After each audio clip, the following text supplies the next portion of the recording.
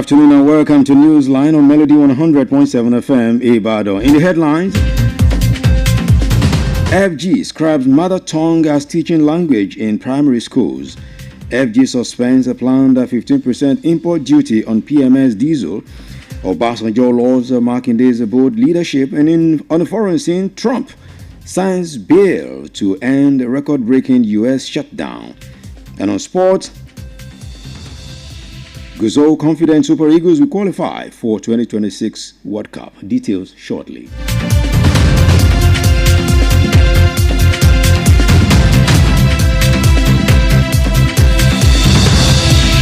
Thank you so much for joining in. This is Newsline on Melody 100.7 FM this Thursday, 13th day of the 11th month of the year 2025. My name is Pretty Adegoke.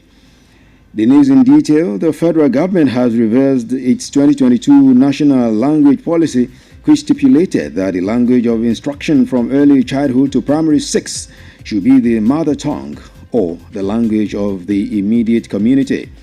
Speaking yesterday in Abuja, the Minister of Education, Dr. Tunji Alausa, said English will now be the language of instruction in Nigerian schools from primary through tertiary levels. Alausa, who spoke at the opening of the Language in Education International Conference 2025, according to the statement credited to the minister, he said the national policy on language has now been cancelled. English will now be the language of instruction in Nigerian schools from primary to tertiary levels. The Nigerian Midstream and Downstream Petroleum Regulatory Authority has stated that the proposed implementation of the 15% of ad valorem import duty on imported premium motor spirit and diesel is no longer in view. According to a statement posted on its X handle today, the Director of Public Affairs Department, NMDPRA, George Eneita, said it should also be noted that the implementation of the 15% ad valorem import duty on imported premium motor spirit and diesel is no longer in view. The newsman had reported that President Bola Tinubu approved the introduction of a 15% ad valorem import duty on petrol and diesel imports into Nigeria. NMDPRA also assured all that there is an adequate supply of petroleum products in the country within the acceptable national sufficiency threshold during this peak demand period. Former President Olusegun Obasanjo yesterday joined Oyo State Governor Seyi Makinde to commission the newly completed Ibadan Central Bus Terminal at Iwo Road, a massive modern transport hub that now stands where congestion and chaos once reigned. Obasanjo, while commending Makinde's development vision, also lauded the governor's courage in governance and commitment to people-oriented projects. Speaking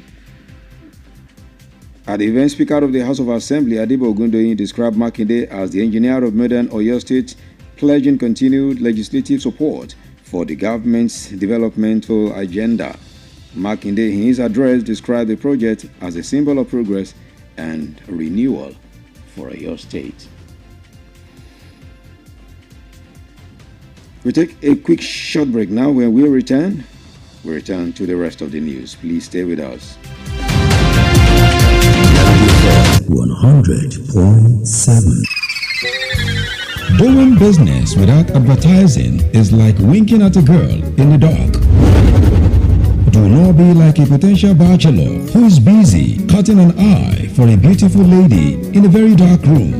Give your business the much needed publicity it deserves. Come do business with us by advertising your goods and services on Melody 100.7 FM Ibadan, and let's use our platform to uplift your own. Advertise with us by contacting our marketing department at number 2 MB Makpadero Street, Bodewasimi, Bashoru, Ibadan, Oyo State, Nigeria. Telephone 0915-500-107. That is 0915-500-1007. You can also follow us on all our social media platforms at Melody 107 FM. At Melody FM Ibadan, we help make your business to blow. Yaga yaga. Melody FM, your real home of entertainment. Stay cool. Let's melody. Melody FM 100.7.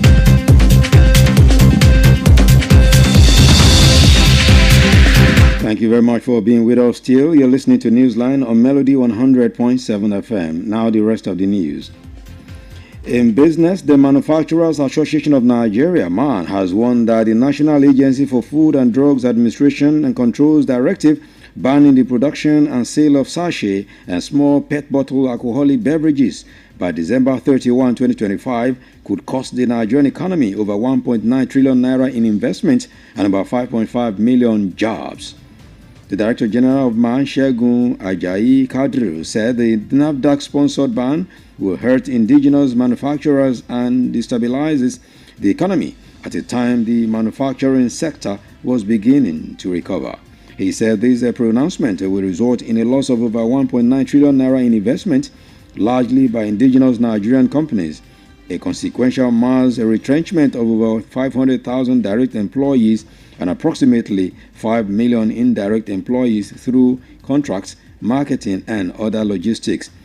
In a statement yesterday, Ajayi Kadir described the ban as unfair and against the run of play in the industry, noting that it contradicts the resolutions jointly reached by stakeholders during the validation of the draft national alcohol policy in October 2025.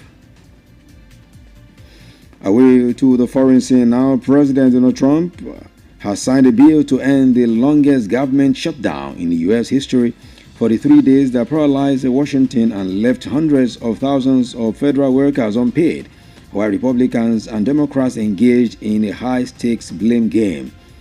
The Republican-led House of Representatives voted largely along party lines to approve a Senate-passed package that will reopen federal departments and agencies, as many Democrats expressed frustration over what they viewed as a capitulation of their party leaders.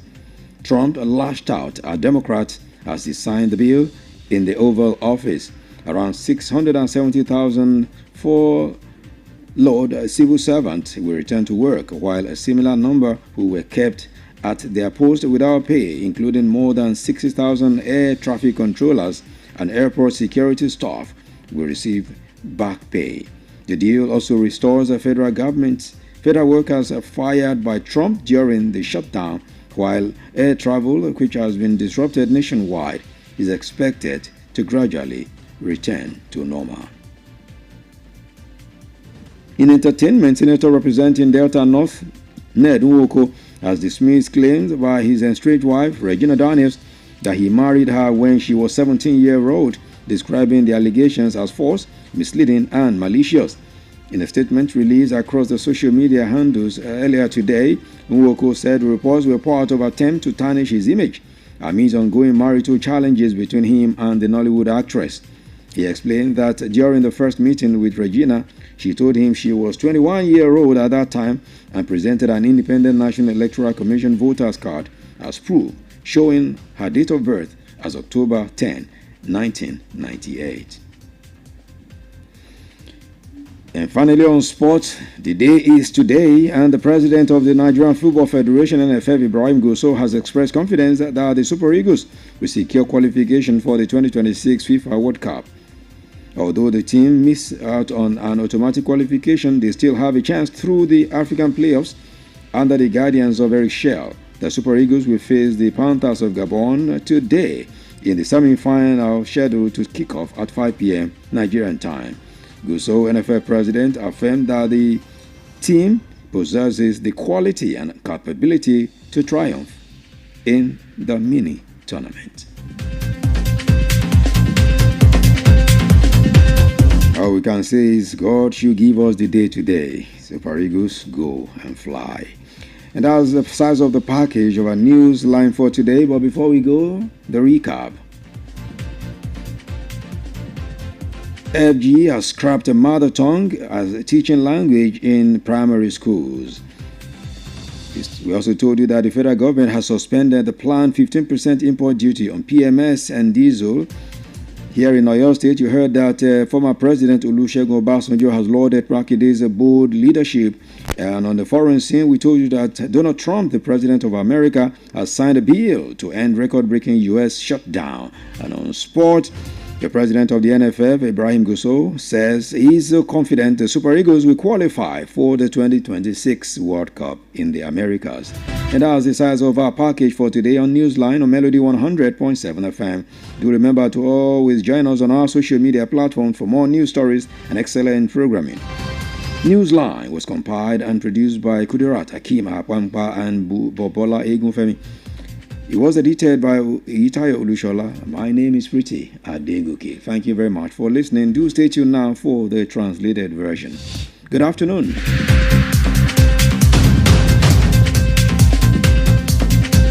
Melody FM 100.7. Melody FM Bashorun Ibadan. Ó kọjá bẹ́ẹ̀.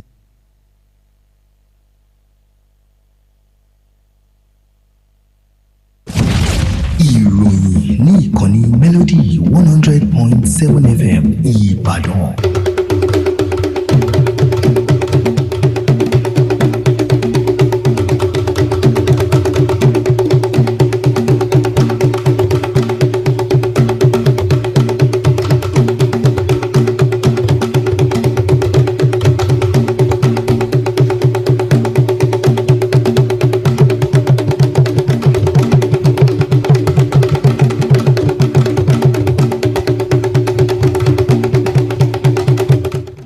mo kí yín ẹ káàsán àsìkò ṣe látàárọ̀ àkójọpọ̀ ìròyìn ló ń dé sí etí gbọ̀yìn láti ìkànnì Melody 100.7 FM Ìbàdàn. Adenike Adesoye lóníròyìn yìí. Ṣáájú ẹgbẹ́ kókó oníròyìn náà. Ìjọba àpapọ̀ fagilé èdè abínibí gẹ́gẹ́ bí èdè ìkọ́ni láwọn ilé ẹ̀kọ́ alákọ̀ọ́bẹ̀rẹ̀. Ìjọba àpapọ̀ ṣẹ́wọ́lé èròǹgbà rẹ̀ láti gbé owó orí ìdá 15 lé epo bẹtiró àti dísù tí wọ́n bá gbé wọlé sílẹ̀ yìí láti ilẹ̀ òkèèrè lórí. Ọbásanjọ́ lu gómìnà Mákindé lọ́gọ̀ọ́ ẹnu fún ìgbésẹ̀ adarí tòótọ́ tó ń gbé. Gusau fọwọ́ sọ̀yà pé ikọ̀ Super Eagles yóò kojú òṣùwọ̀n fún ìdíje ife ẹ̀yẹ àgbáyé tọdún 2026. Ìròyìn ọ̀hún rèé lẹ́kùnrẹ́rẹ́.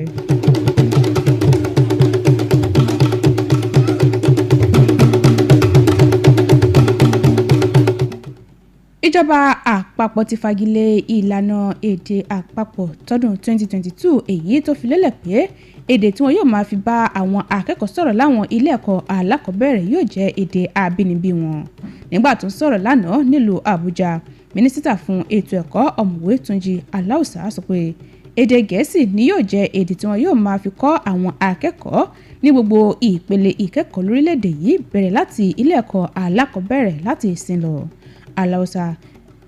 Aláùsá ẹni tí ó sọ̀rọ̀ níbi ìpàdé àgbáyé tó dá lórí èdè nínú ètò ìkẹ́kọ̀ọ́ tọdún 2025 èyí tí iléeṣẹ́ ilẹ̀ Gẹ̀ẹ́sì gbé kalẹ̀ sọ pé àwọn akẹ́kọ̀ọ́ ilẹ̀ yóò ṣe dáadáa tó nínú àwọn ìdánwò ìjọba látàrí pé èdè abínibí ni wọ́n fi kọ́ wọn. Ní bó ṣe ń tọ́ka pẹ̀lú ẹ̀rí, mínísítà ọ̀hún sọ pé ìlànà ọ̀hún ti ṣe àkóbá fún ìlànà ìkẹ́kọ̀ọ́ níbi àwọn akẹ́kọ̀ọ́ ṣe ń tẹ̀síwájú lọ sí ìpele míì láì ní ìmọ̀ kíkún. Ó sọ pé ìlànà àpapọ̀ lórí èdè yìí ti di fífagilé tó sì jẹ́ pé èdè Gẹ̀ẹ́sì nìkan ni wọn yóò máa fi kọ́ àwọn akẹ́kọ̀ọ́ láwọn ilé ẹ̀kọ́ gbogbo.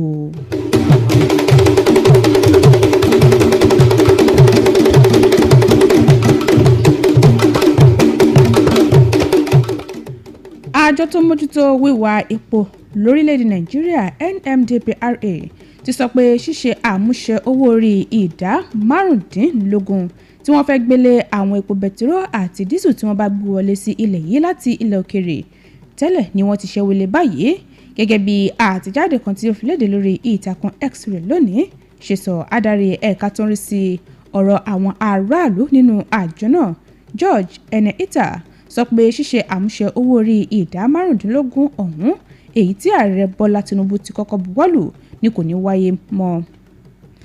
Àjọ NMDPRA ti fi dánilójú wípé epo tó tó wà ní orílẹ̀-èdè yìí.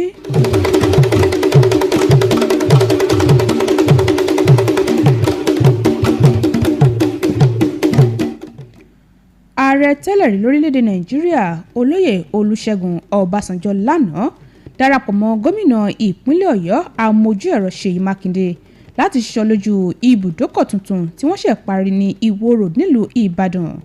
ọbásanjọ́ láàkó tó gbóríyìn fún àfojúsùn ìdàgbàsókè tí gómìnà mákindé ní. ó tún kan sára sí ìgboyà gómìnà ọ̀hún nínú ìṣèjọba àti ìfarajìn rẹ̀ fún àwọn iṣẹ́ àkànṣe èyí tí yóò wúlò fáwọn aráàlú. ẹ̀wẹ̀ abẹnugan ilé-ìgbìmọ̀ asòfin ìpínlẹ̀ yìí adébọ̀ ògúndòyìn ṣe àpèjúwe gómìnà mákindé gẹ́gẹ́ bí amójú ẹ̀rọ ìgbàlódé tó sì jẹ́jẹ́ láti máa ṣe àtìlẹ́yìn òfin fún àfojúsùn ìjọba. gómìnà mákindé nínú ọ̀rọ̀ rẹ̀ ṣe àpèjúwe iṣẹ́ àkànṣe ọ̀hún gẹ́gẹ́ bí ìtẹ̀síwájú àti ìsọdọ̀tun ìpínlẹ̀ ọ̀yọ́.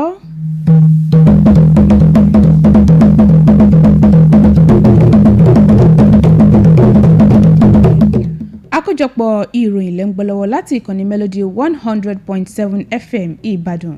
ìròyìn tẹ̀síwájú láìpẹ́.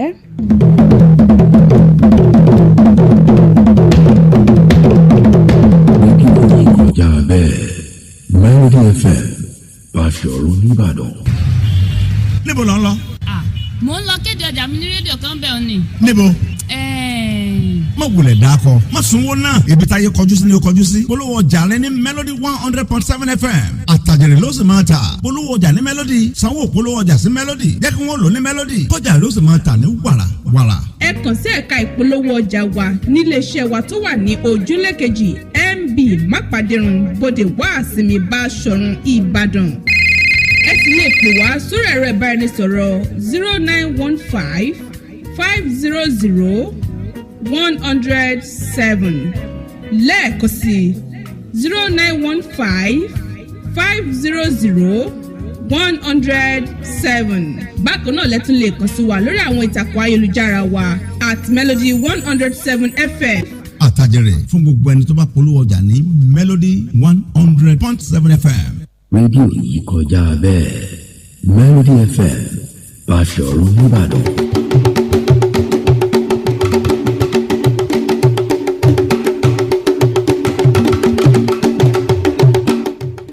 ẹ káàbọ̀ padà àkójọpọ̀ ìròyìn tẹ̀síwájú. ẹgbẹ́ àwọn olùpèsè nǹkan lórílẹ̀‐èdè nàìjíríà MAN ti kìlọ̀ pé ìdarí tí àjọ tó mójútó gbogbo nǹkan tẹnujẹ nílẹ̀ yìí NAFDAC fi léde èyí tó fagilé ìpèsè àti títà àwọn ọtí inú ọ̀rá àti ti inú kékèké bẹ̀rẹ̀ láti ọjọ́ 21 oṣù kejìlá ọdún 2025 lè ṣe àkóbá ńlá fún ètò ọrọ̀ ajé ilẹ̀ yìí tó sì tún lè ṣokùnfà pípàdánù ìdókòwò bíi tírílíọ̀nù 2.5 àti iṣẹ́ mílíọ̀nù 5.5. adarí ẹgbẹ́ MAN Ṣẹ́gun Ajayi Kadir sọ pé àṣẹ tí àjọ NAFDAC gbé jáde yóò ṣe ìpalára fún àwọn olùpèsè nǹkan lábẹ́lé tí yóò sì dàbàrú ètò ọrọ̀ ajé nírú àkókò tí ẹ̀ka ìpèsè nǹkan ṣẹ̀ ń dìde padà. nínú àtẹ̀jáde kan lánàá Ajayi Kadir ṣe àpèjúwe ìdarí náà gẹ́gẹ́ bí èyí tí kò bójúmu tó sì tún tako ìlànà ìṣọwọ́ṣiṣẹ́ àwọn iléeṣẹ́ náà pẹ̀lú àfikún pé ó tako ìfẹnukò táwọn tọ́rọ̀ kàn ṣe láàkó bíbuwọ́lù ìlànà àpapọ̀ tó rọ̀ mọ́ ọtí lóṣù kẹwàá ọdún yìí.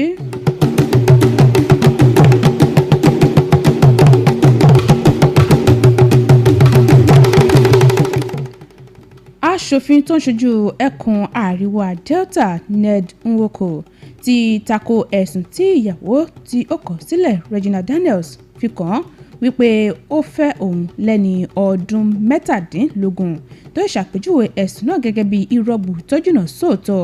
nínú àtẹ̀jáde tí ó jẹyọ káàkiri orí àwọn ìtàkùn ayélujára rẹ̀ lónìí Nwoko sọ pé ẹ̀sùn yìí jẹ́ ara ìgbìyànjú láti bà lórúkọ jẹ́ láàrin lásìgbò tí ó ń fi ìgbéyàwó rẹ̀ pẹ̀lú òṣèrébìnrin yìí lákàlàkà.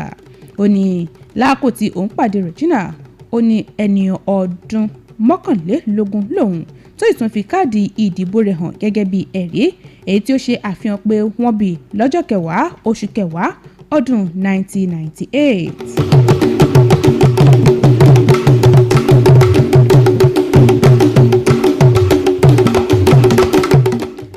lábala eré ìdárayá ààrẹ àjọ tó mójútó bọ́ọ̀lù aláfẹsẹ̀gbá lórílẹ̀‐èdè nàìjíríà NFF Ibrahim Gusau ti fi ìgboyà rẹ̀ hàn nínú ikọ̀ Super Eagles pé wọn yóò kátó láti kópa nínú ìdíje bọ́ọ̀lù aláfẹsẹ̀gbá ti àjọ FIFA tọdún 2026 bó tilẹ̀ jẹ́ pé ikọ̀ náà láǹfààní àti wọlé nínú ojúlówó ìdíje ẹnibáláyà àmọ́ wọ́n sì láǹfààní lábẹ́ ìtọ́ni akọ́nimọ̀ọ́gbá Eric Shell. Ikọ̀ Super Eagles yóò kojú ikọ̀ Panthers ti ilẹ̀ Gabon nínú ìdíje tí ó wáyé lónìí láago 5 ìrọ̀lẹ́.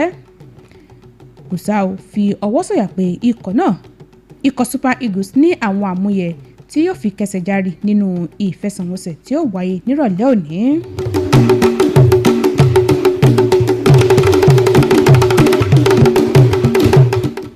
ká tó mú ìròyìn wá sópin ẹgbọ́n àkókò tá a mẹ́nubà lẹ́ẹ̀kan sí i.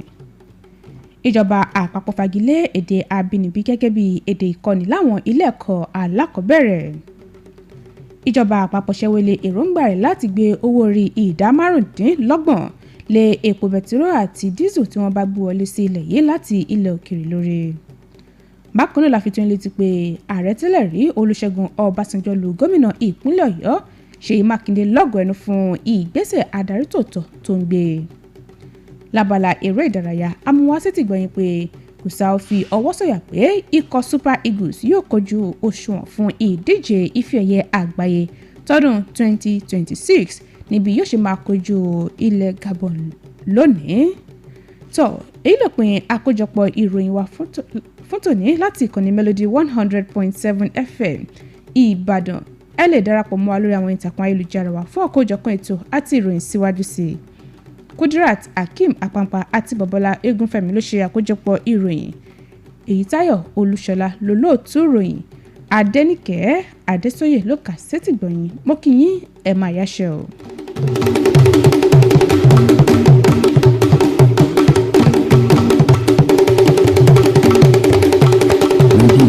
ọjà bẹ́ẹ̀ Melody FM Báṣọ̀run Ìbàdàn. Melody FM.